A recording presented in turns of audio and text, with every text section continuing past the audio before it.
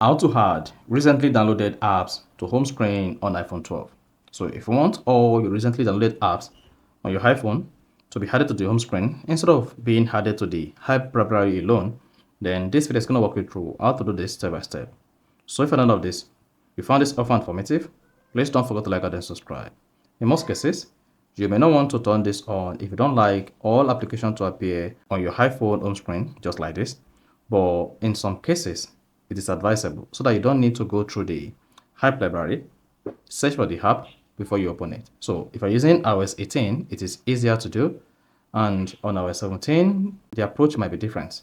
So if you want to do this, by adding all recently downloaded apps to your iPhone home screen on iPhone 12, all you just need to do is go ahead and open the settings app on your iPhone. Now, on your iPhone settings page, scroll down, click on home screen and library. Then once you click on that, locate newly downloaded apps and make sure you tap add to home screen. Then if you select app library only, this application will download and add to your app library. Then you need to manually drag the app from the app library to the home screen. But to show the app on your home screen straight away as you download it, just click on add to home screen.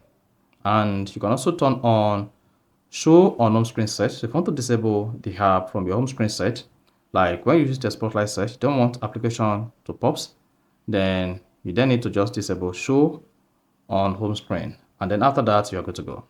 So that is basically how to add recently downloaded apps to home screen on iPhone 12. So if you found this offer informative, please don't forget to like and then subscribe.